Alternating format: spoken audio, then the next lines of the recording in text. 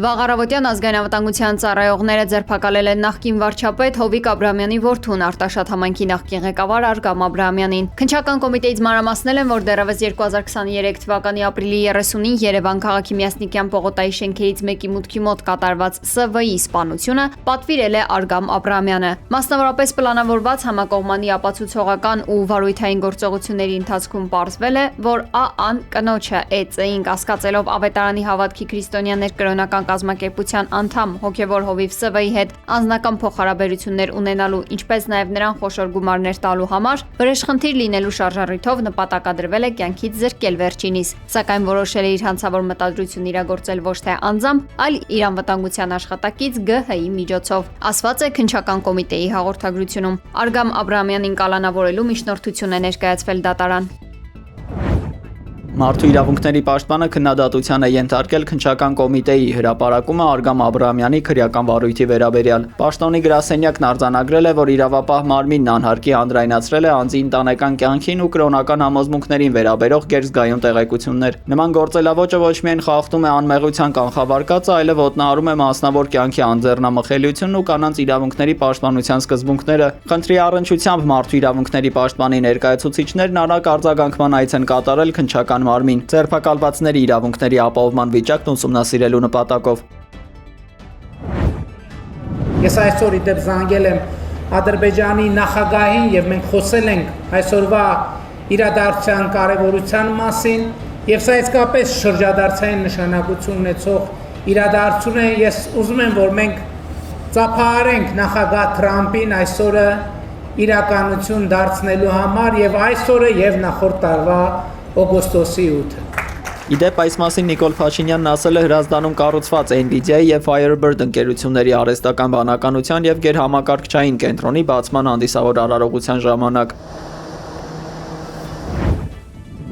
Թրիփ երթուղին պետք է Ադրբեջանին ապահովի Նախիջևան անխոչնդոտ մուտքով, ամրապնդի տարածաշրջանային ինտեգրումն ու արևելք-արևմուտք տրանսպորտային կապերը, հայտարարել է Ադրբեջանում ԱՄՆ գործերի ժամանակավոր հավատարմատար Էմի Քարլոնը։ Նրա խոսքով վերջին 1 տարում Թրիփի իրականացման ուղղությամբ զգալի առաջընթաց է գրանցվել եւ առաջիկա տարում գործընթացը կշարունակի արագանալ։ Քարլոնը նաեւ նշել է, որ ԱՄՆ-Ադրբեջան ռազմավարական գործընկերության շրջանակում կողմերն ընդլայնել են տնտեսական համագործակցությունը։ Նրա խոսքով հունիսին ստորագրվել է կրիտիկական նշանակության օգտակար հանածոների ոլորտում համագործակցության հուշագիր, անցկացվել է տնտեսական երկխոսություն, իսկ ամերիկյան ընկերությունները կնքել են միլիարդավոր դոլարների առևտրային եւ ներդրումային համաձայնագրեր։ Մենք դեռ նոր ենք սկսում աշխատանքը, առջևում դեռ շատ աշխատանք կա, ասել է ամերիկացի դիվանագետը։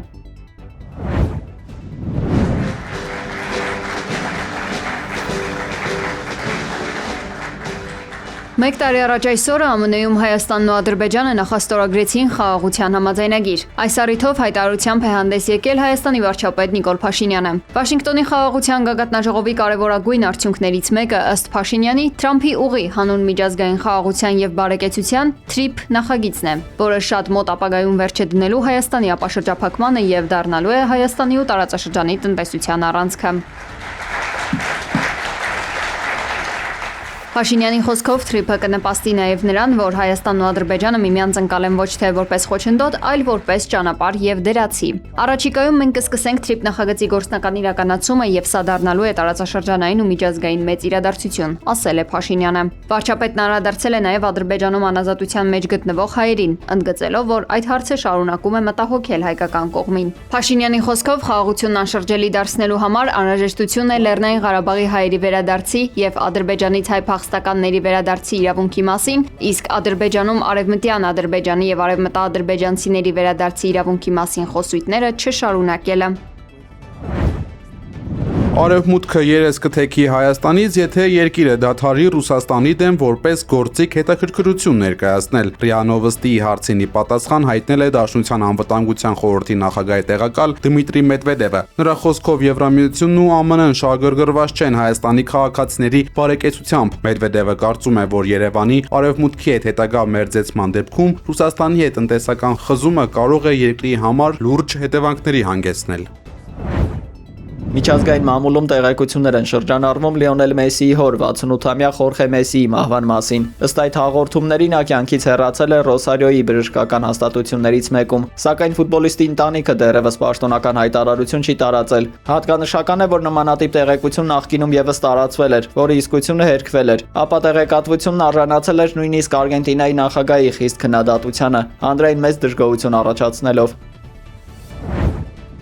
Ռուսական հարվածները հիմնականում ուղղված են մեր ժողովրդի առօրյա կյանքը սպասարկող օբյեկտների դեմ, հայտարարել է Ուկրաինայի նախագահ Վլադիմիր Զելենսկին։ Նրա խոսքով չկան չվնասված էլեկտրակայաններ, շատ երկաթուղային կայաններ վնասվել են, հիվանդանոցներ, համալսարաններ եւ սովորական քաղաքացիական ձեռնարկություններ ավերվել, հայտնել է նա։ Զելենսկին մեկնել է Սերբիայի երկու երկրների միջև համագործակցային կապերը խորացնելու նպատակով։ Նրան պաշտոնական արարողությամբ դիմավորել է երկրի նախագահ Ալեքսանդր Վուչիչը։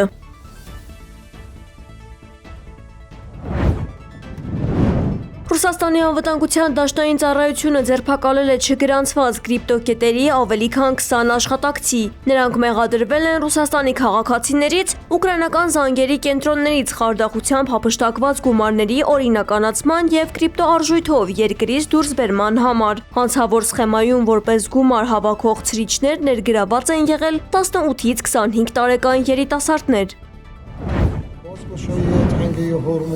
Իրանը նավագնացության համար կբացի Հորմուզի նեղուցը բացառապես այն դեպքում, եթե ԱՄՆ-ն ընդունի Թեհրանի առաջադրած պայմանները եւ դադարի միջամտել տարածաշրջանային ներքին գործերին։ Իսլամական հեղափոխության պահապանների կորպուսի ներկայացուցիչ Հոսեյն Մոհեբին շեշտել է, որ նեղուցը ոչ միայն տնտեսական ուղի է, այլև Իրանի ռազմավարական հզորության եւ ազդեցության աղբյուր։ Թեև Իրանն ու Օմանը արդեն համաձայնեցրել են նեղուցով անցնող նոր երթուղու աշխարհագրական կոորդինատները, Իրանի արտգործնախարարությունը շեշտել է, որ դա չի նշանակում նեղուցի անհապաղ բացում։ Այն շարունակում է կախված մնալ բացառապես Վաշինգտոնի գործողություններից եւ Իրան-Օման բանակցություններին ԱՄՆ-ի չմիջամտելուց։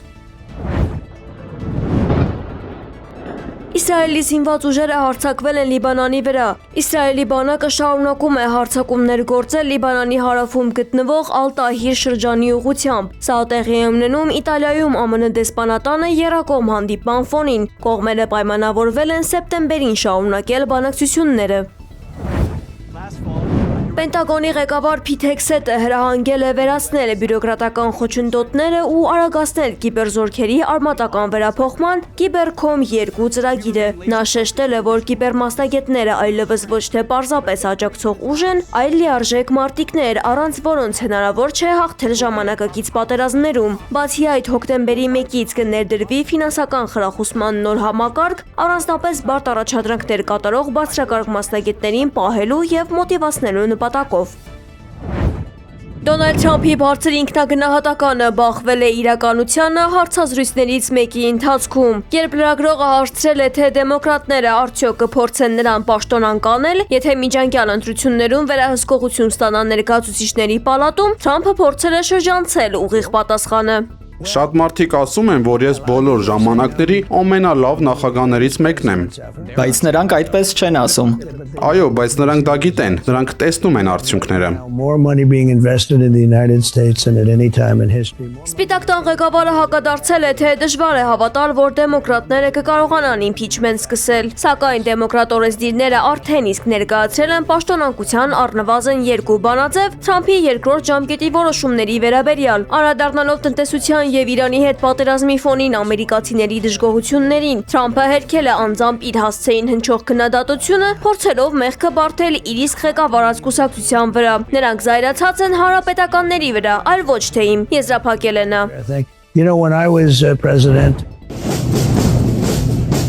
Գերմանիայի Պլաուեն քաղաքում զանգվածային բողոքի ցույցեր են սկսվել կանցլեր Ֆրիդրիխ Մերցի կառավարության հրաժարականի եւ արտահերթ ընտրությունների անցկացման պահանջով։ Ակցիային մասնակցում է մոտ 10,000 մարդ։ Բացի իշխանափոխությունից ցուցարարները պահանջում են նվազեցնել գազի ու հոսանքի սակագները, բարեփոխել հանրային հեռարձակման ոլորտը եւ անհապաղ արտաքսել հանցագործություն կատարած անօրինական միգրանտներին։ Ի պատասխան այս ակցիայի քաղաքում անցկացվում են նաեւ ժողովրդավարության պաշտպանության իշխանությանը ուղղված հակացույցեր, իշխանությունը կոչ է արել խուսափել սադրանքներից։ Վերջին սոցհարցումների համաձայն գերմանացիների 85%-ը դժգոհ է Մերցի աշխատանքից։ Նրա գլխավորած դաշինքը զգալիորեն զիջում է առաջատար դիրքերը աջակողմյան ընդդիմությանը։ Սերբիայի Դերիբլադյան ավազուտներ արգելոցում բռնկված խոշոր հրդեհի հետևանքով այրվել է ավելի քան 700 հեկտար տարածք։ Կրակի տարածման վտանգի պատճառով իշխանությունը հարկադրաբար տարհանել է մի քանի բնակավայրերի բնակիչներին։ Մարդկային զոհեր եւ բնակելի տների կորուստներ չկան։ Չոր եղանակի պատճառով Սերբիայում գրանցվել է հրդեհի 9 ակտիվ օջախ։ Մոսկվայի Շերեմետևո օդանավակայանում երկու աղջիկ ուշանալով ինքնաթիռից վազել են հատուկ պահպանվող թռիչքային դաշտ եւ փորձել ոտքով հասնել ինքնաթիռին։ Արկածախնդիր աղջիկների վազքը արագ ընդհատվել է։ Անվտանգության աշխատակիցները անմիջապես բռնել են նրանց։